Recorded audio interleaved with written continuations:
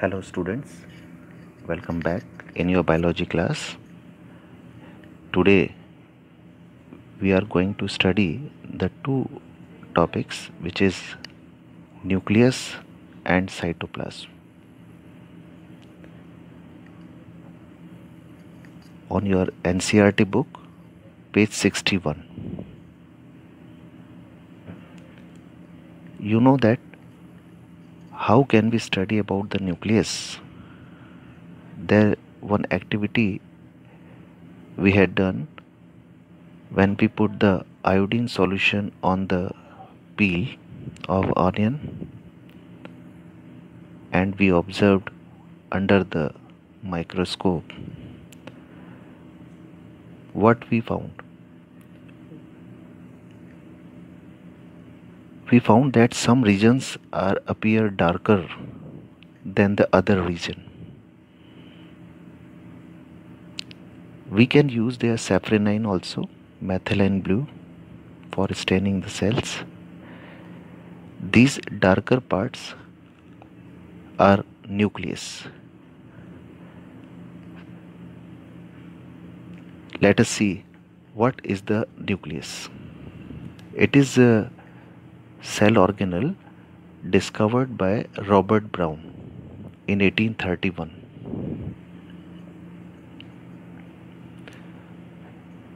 When we see the diagram of nucleus, you see there are some parts.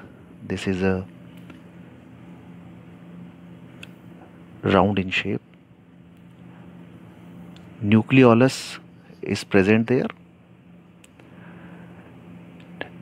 The fluid part, granule dense fluid part, nucleoplasm is there, and it is covered by double membrane structure, which is called nuclear membrane. On this nuclear membrane, we can find some gaps or pores, which are said nucleopore, which help the nucleoplasm and cytoplasm in between them. The moment of these particles can be placed from this nucleopore. There you can see the long coiled thread-like structure that is called chromatin. During the cell division, this chromatin part is converted into the dense, more thread-like structure, chromosomes. This largest cell structural nucleus is spherical in shape. The position of the nucleus in animal cell and plant cell are varied.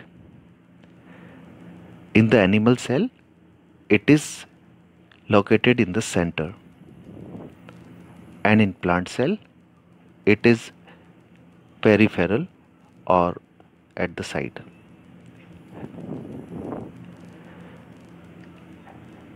As I told you that nucleoplasm is the granular dense fluid where DNA and RNA molecules are present. These DNA are present in chromatin material. The full form of DNA is deoxyribose nucleic acid.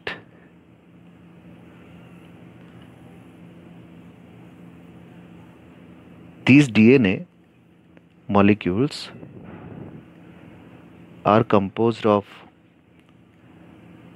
proteins, and there we can see the genes are present, which are the functional segments which are responsible for the heredity from the generation to another generation.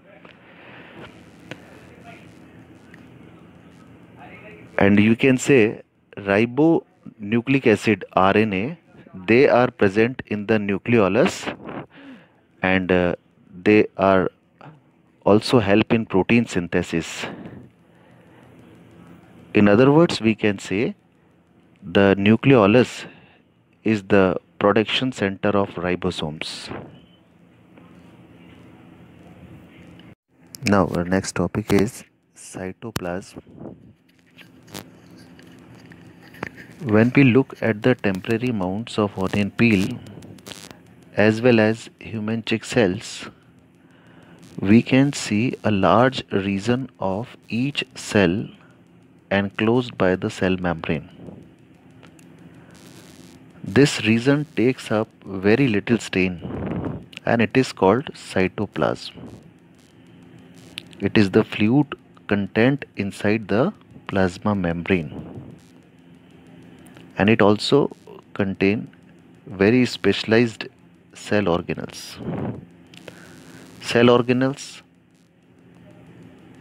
performs specific functions for the cell. As we can see, this fluid material is excluding nucleus, means from the cell membrane to the nuclear membrane. In between them, the fluid is known as cytoplasm, and the dense fluid which is present in the nucleus is called karyoplasm or nucleoplasm. And the term protoplasm includes both, means nucleoplasm plus cytoplasm. So it is clear to you that cytoplasm is the fluid substance which is present in between the plasma membrane and nuclear membrane. It is the site of cellular functions.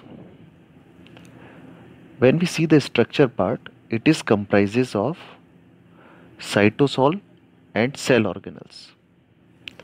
Cytosol is the fluid part of cytoplasm, and cell organelle we can define, these are membrane bounded little structures which perform different functions in the cell, like cell respiration, cell digestion, cell division, and cell excretion, etc.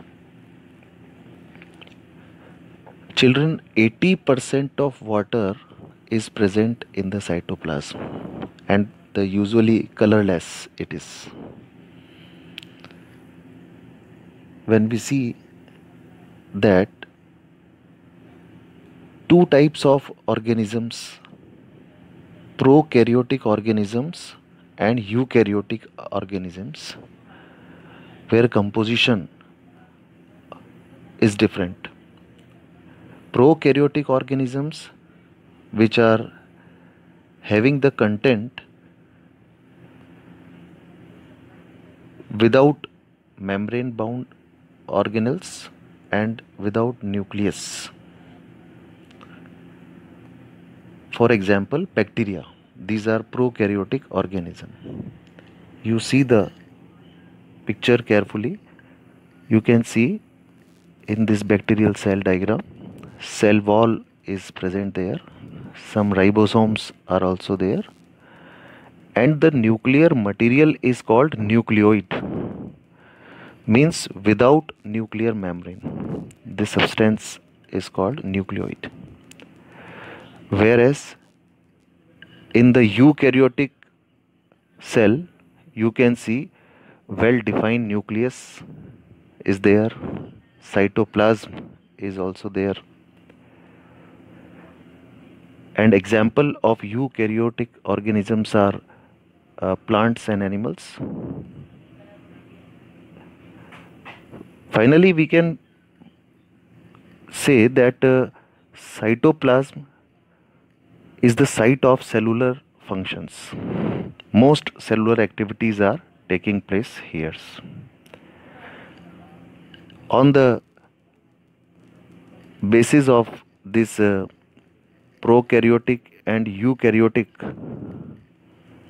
appearance, we can distinguish between the prokaryotic cells and eukaryotic cells on page 63. This question is also given to you. Fill the gaps in the following table illustrating differences between prokaryotic and eukaryotic cells. So see this, we can distinguish prokaryotic cell and eukaryotic cell. Now see the differences between prokaryotic cell and eukaryotic cell. Prokaryotic cell. The first point is given about their size. Size of the prokaryotic cells are generally very small, 1 to 10 micron meter. This is the unit of size. Whereas eukaryotic cell, size of the cell is generally large, between 5 to 100 micron meter. In prokaryotic cell, nuclear region is poorly defined, means there is nuclear material is present but nuclear membrane is not covered with. And eukaryotic cell, well defined nuclear region is there. In prokaryotic cell, a single chromosome is there. In eukaryotic cell, more than one chromosomes are present. As we know that in prokaryotic cell, nucleolus is absent, but ribosomes are present here. That is 70S type of ribosomes are there. In eukaryotic cell, nucleolus is present and protein synthesis also takes place here. So they produce 80S type of ribosomes. In prokaryotic cell, membrane bound cell organelles are not seen. In eukaryotic cell, the cell organelles like mitochondria, plastates, endoplasmic reticulum, Golgi apparatus, lysosomes, peroxisomes, etc. are present. In prokaryotic cell, cell division takes place by fission, binary fission or multiple fission. Budding is one more method in prokaryotic cell.